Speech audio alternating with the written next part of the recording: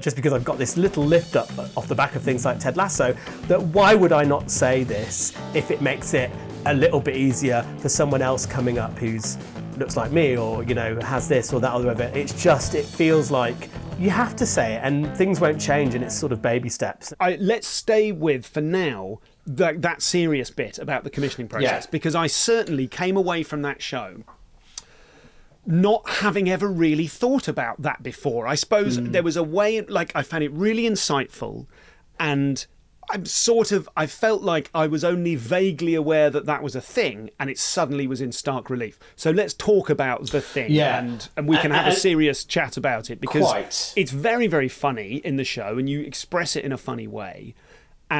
But obviously, as soon as you said it, I was like, oh, fuck. And then you see it everywhere, and you're like, how did I felt like an idiot for not having noticed it so stark. No, it's sort of hidden in plain sight. And I've been sort of, quietly banging on about it for probably about 5 years, since intelligence and things like that.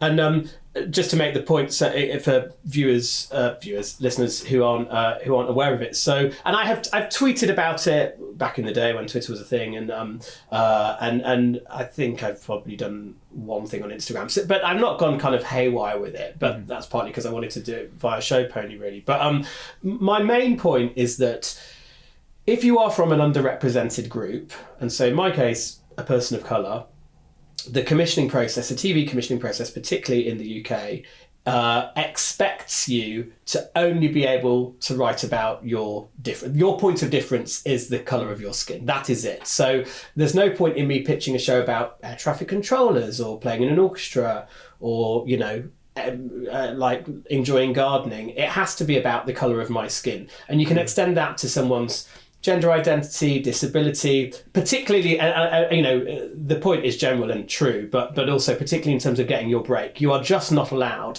to write about anything else. Like you are permitted to, whereas white writers, whatever you want, literally whatever you want. Mm-hmm. And that is a huge issue for me, because a true indication of equality is when, people just have this fair opportunity to write about whatever. Now I should prefix all of this by saying that, and I do say this in the show as well, it's the most serious swallow ever gets, is that it is not to undermine shows about identity, like authentic storytelling, particularly from people from underrepresented groups, is of course crucial and needs to be part of that landscape, and that kind of storytelling can be so potent, powerful. Of course, that needs to be there. But it is this restriction of sort of vision, this sort of blinkered view that is the only ththing that, say, a person of colour could only write about something where they're talking about being a person of colour. Now, of course, it's difficult for me to talk about it as me, because I don't want to come across as bitter. But I have sat in meetings where I have made this point recently, and that's sort of what that sketch in the show's about. But and it has been just met with this overwhelming, deafening silence, because it is so obvious to me that this is a huge issue. And if I were to be really deeply cynical, it sounds like the kind of thing that arises when a lot of senior white people, and let's face it, lack of representation is most pronounced at the top of the kind of commissioning process, or kind of channel heads and so on, kind of coming up with a solution to the lack of representation problem. And it's like, oh great, let's come up with a diverse pot of money, whatever that means, and let's give it to diverse people to tell their diverse stories. Sure. And that, to me, done. tick, tick, tick, tick, tick, we're done. Yeah. And we're out of it. And that's literally as far as it goes at the moment. Now, that is a really positive step forward compared to 10, 15 years ago, when, really there was huge problems in terms of lack of representation. Obviously, there have been huge steps forward, and it is great that there are these initiatives and so on that do really favour, searching for underrepresented talent. But it's still really, really, really blinkered. And I think it's actually a bit of a sidestep rather than addressing the issue head on. And I am constantly bewildered by this not being more of a kind of a conversation that we're having within the industry. And certainly when you go high up in the industry, if you present this issue to them, they just shut up about it. They're just silent. And you can see it, and look, if anybody disagrees, show me those programmes on telly written by people of colour in this instance that aren't about them being people of colour. You know, just bring the, like, there, you know, there's probably like one or two. Intelligence is one of them, you know. And there aren't just any, because they do not get commissioned. And Intelligence only got commissioned because David Schwimmer's in it, frankly. So it's a really, really tricky area to talk about, because one doesn't want to sound ungrateful. And, you know, it could well be, and I'm not even talking really about myself, I'm sort of talking about a whole generation of kind of upcoming talent who do have this barrier. And, you know, people who aren't in an underrepresented group don't have this barrier. And the other thing that I was talking to a guy, I won't name him just because, just in case he doesn't want this saying attributing to him, but he was saying, he's a person of colour, he's an actor, and he writes a little bit as well. But he was saying that one of the main issues as well about being someone from an underrepresented group is you are not allowed to fail. That actually the pressure on you delivering, that if you were to get a commission and if it were to just sort of go all right, which is often the case with anyone's first commission, frankly, then often that's then used as, oh, well, you know, you had your chance kind of thing, that's it. Yeah. Whereas the number of Caucasian counterparts who get to kind of be given multiple pilots, multiple series, none of those shows do that great, but keep getting to have another go and another pop at it. So it's sort of, it's twice as difficult in that way. I feel like I've ranted too much about it. No, not at all. No, I mean, I can't disagree with anything you've said. I think that I'm just wondering, like, what do you think are the processes at play behind all of that? I mean, I'm very outside of the world of commissioning. Obviously, there is stale, pale male people at the top, and they, as you said, they think tick, tick, tick, we've done our job. Is it that the numbers of is it that they have so much to choose from? Is it like, what are the processes? I think there is an element of it becoming a bit of a self-fulfilling prophecy, in that if you were a person of colour and you were trying to get a TV show off the ground, you're going to be very aware. You're going to be very aware that, well, I could write about air traffic control or hospitals or something generic, but actually I'm far more likely going to get a commission if I write about growing up in Bradford and it's set in the 80s and it's about racism. It's so it becomes a bit of a self-fulfilling prophecy, but it's too lazy. I'm not suggesting you're saying this, but it's too lazy for commissioners and you know, broadcast channel heads to say things like, well, to use that as an excuse, because the talent pool exists, and it's just about giving that kind of freedom to underrepresented groups. And, you know, I even went online this morning to just double check, but you look at the next round of, I've forgotten what initiative the BBC, and this isn't a pop at the BBC, it's all of them. And you know, and it's great. They've you know, got people from underrepresented groups, but all of them are identity shows. And it just shows again that it's just still so blinkered. Like, how refreshing would it be that they've kind of commissioned, you know, a disabled writer to write about something, you know, about hospitals. And it's not, the thing is, I don't want it to ever sound like I don't think authentic storytelling is a thing. Of course it is. And if you were disabled or you were wanting to write about gender identity or race or something, of course you should be able to, and you find a unique way of telling those stories. And there are so many stand-ups and comics who obviously do all that brilliantly, but it just can't be the only part of the landscape, and it currently is. That's the issue. When you've mentioned air traffic control, is that a go-to example, or is that like a made-up example? Or like, how many times have you? It's just because my best mate. It's just because my best mate's in air traffic control. It's all right. It's true. Yeah. How many times have you come up against this? How many things have you pitched that were about, for example, air traffic control? How many times have you had this conversation, and how many times have you said anything, and how many times have you not said anything? Do you know what I mean? Like, because obviously you say, like, what you need is, if you want to get a show across that isn't about your identity, you've got to get Schwimmer on board, right? You've got to you've got to hook it onto someone big, because I mean, look, go on.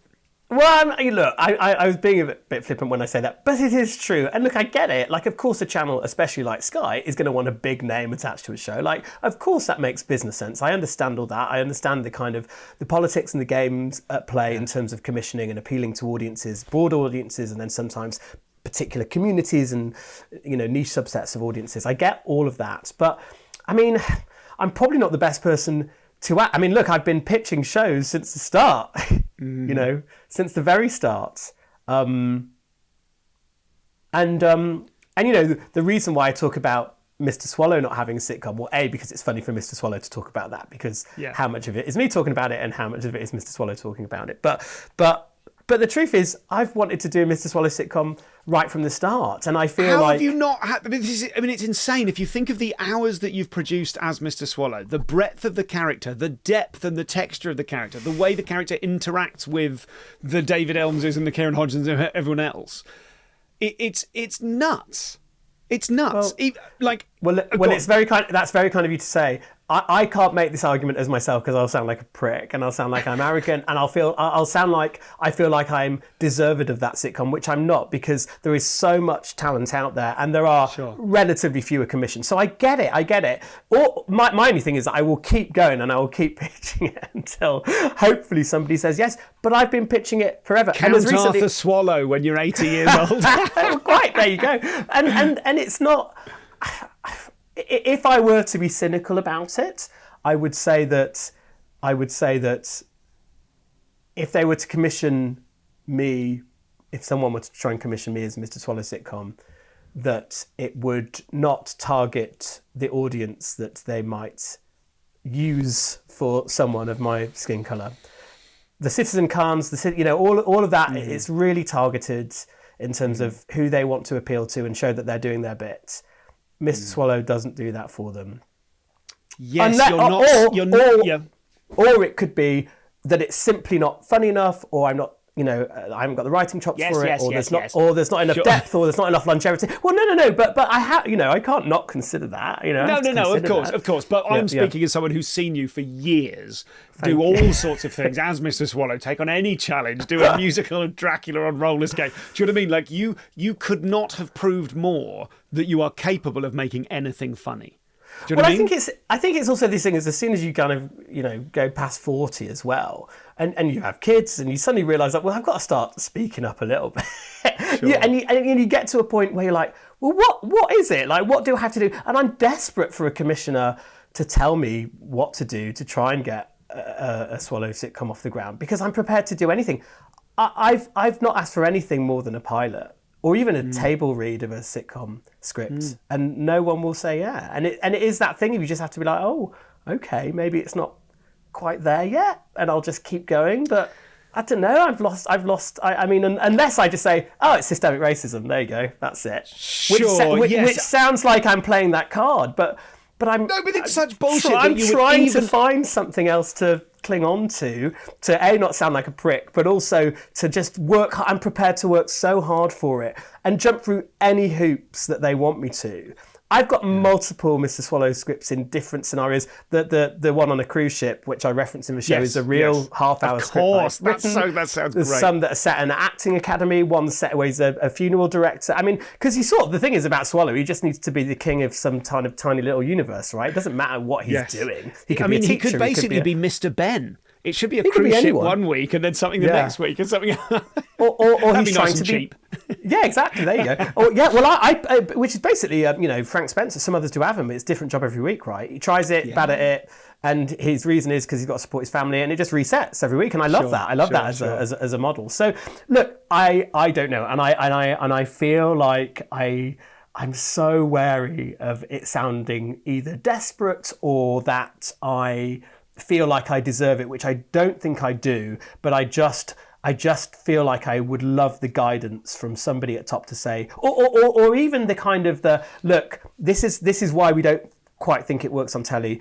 Let's try and crack this nut. I think that's what I'm after, and it just feels like the industry wants to kind of give it a wide berth. And because of the likes of Ted Lasso now, there is, of course, an increased audience for Swallow. And, Katz's Countdown has certainly helped with that, with television appearances. But it's just still that thing of like, well, I don't know what else I can really do myself at this point, apart from keep going, which is what I'm doing, really. This doesn't cure any of the systemic racism, but is there, with your massively increased following now, do you have like a Patreon or a podcast or a means of connecting with that, or do you have a mailing list? Do you have I guess there's the live mailing list through Burke's Nest, yeah. Sure. But if you had a kind of like, I'm simply going to make a Mr. Swallow sitcom self-produced YouTube show. I think I might just have to do that at some point. If not, I'll have another crack at it. See if Show Pony changes anything, and then if not. I think for people of our, and I will generously say age bracket because I'm a little older than you, but I think for people of our age bracket, I think that it still feels like, oh, I suppose I'll have to settle for that then. And I think there is a mindset shift possibly to be found. As I said, not one that in any way solves or approaches the systemic racism issues, which I completely believe in. Not believe in. But actually, rather than it being a second best, it might be that this is the perfect way to do it. Do you know what I mean? Oh, and I would grab any kind of sort of Swallow vehicle, particularly if it was something that I really believed in, and it was within the scripted comedy world, because there have been the odd thing that's kind of coming through, I guess, kind of comedy entertainment side, like hosting a panel show or that kind of thing. But it just sort of interests me a lot less, really, in terms of showcasing the character. And part of it has also been me really wanting to bide my time a little bit and not just build up an audience, but just work on the character. Obviously, when I was, back in 2007, pitching for a Mr. Swallow BBC sitcom, and of course I shouldn't have got it and didn't get it, and because the character was just probably an accent at that point. Whereas, the difference now is like I feel like I know everything about this character, or not everything. I'm still learning, I guess, but I feel like it's absolutely within my grasp, and I think it's, I just want to embrace that opportunity, but I just have to be kind of handed the opportunity before I can embrace it, if you know what I mean. Or unless I self-produce it, I guess, yeah. The most maddening aspect of this for me is that you would have to kind of think to yourself, maybe it's just not working. It is working, do you know what I mean? And it's like, it's just so infuriating to go, like, I've seen this character for years. I've seen him, do you know what I mean? Like, we talked about the magic thing earlier on. Like, a lot of magicians could do the magic in that show. None of them could do the song about bags in a bag. Do you know what I mean? Like, no one would have that creativity, that kind of originality, the madness, the clowny madness of that idea, and then pulling it off as a scripted, structured kind of routine. And so it's, having seen you be brilliant in so many things, it angers me that you would have to spend any time thinking, well, maybe I'm just not doing it right. Do you know what I mean? That winds me up, frankly. Well, thank you, Stu, and that's very, very kind. And I feel like I get the live thing right. I get that right, and not always, but you gig and you try and get it right, and you hone a show and everything. And I feel on top of that, and I know what the process is. And there is clearly something that is a sticking point for commissioners or whatever in terms of, well, how do we translate something that works well live onto telly? But look, it's been done very successfully for plenty of people before that, and that's the only thing that that I want the opportunity to prove, because there will have to be a shift. It doesn't automatically work well on telly because it works well live, and it is true to say that is the thing that I've proven, but until I guess I'm given the opportunity, I won't be able to prove that I can do it on telly as well. So I get that it's a nut to crack, but it's more to say that I'm really prepared to put the work in to do that, and think that I could do it, and hopefully do it successfully. And look, it's mainstream as well, and all those channels are always crying out for mainstream, right? Oh man, I know. But I can't, because I'll just sound like a prick. So I'm going to stop talking about it. But I know, okay, I'll say it. But this is the thing where it just becomes where you just have to question yourself, because I'll read like the statement that the BBC put out about what they're looking for, and this is a thing, and it needs to appeal to, it needs to be, good fun ensemble, mainstream appeal, like, just all these things. I'm like, well, I think Swallow is, and I think that is, and then I get to the end of it and think, okay, well, why is it like that? I'm still left with no way out. Are you getting actual rejections, or are you just getting ghosted? Both. Okay, so when you get actual rejections, do people ever give you feedback? More rejections than ghosted. Ghosted is more about when I raise that issue about, hang on, the only shows you commission from people of colour are about them being people of colour. That's an issue, isn't it? That's when I get ghosted. But is there a way of doing an identity-based pilot and then switching it up for episode 2, and then never releasing the pilot? Well, someone did tell me that actually the way to, I think, navigate the commissioning process is just just tell them that you're going to do what they think that you're going to do, and then just do something different. And then, but I obviously can't quite do that. But I had in terms of we were asking like what is the reasoning behind like rejection. I'm just thinking, yes, how much feedback you get and whether you're able to believe in that feedback given what you know about the systemic racism. Do you know what I mean? Yeah. If you think ultimately the person giving the feedback, either they made the decision or their boss made the decision, it's always going to be translated through layers of management, isn't it? Well, we're not looking for that, and blah, blah, blah, blah, you know. And sometimes it comes via a producer and sometimes it comes straight from the commissioner because, you know, let's face it, a lot of them are our age now, you know, or younger than us sometimes. And so we've known them for years. Like, you know, head of comedy, Charlie Perkins, I've known, she produced a 2012 show when she's at the Dot, right? So it's sort of like, you know, we've known all these people who work with them in multiple capacities for years. So you know, it's quite good to have that honest, direct sort of feedback. But it's often, say, with Swallow script, it's just like, really, really funny, but it just won't. That's just not, you know, that's just not going to kind of fly right now. Even though I'm being told. I'm sorry. Is it because it's too weird? Is it because like it's quite difficult to explain what it is? Because if you explain what it is, you have to sort of say he's just this funny person.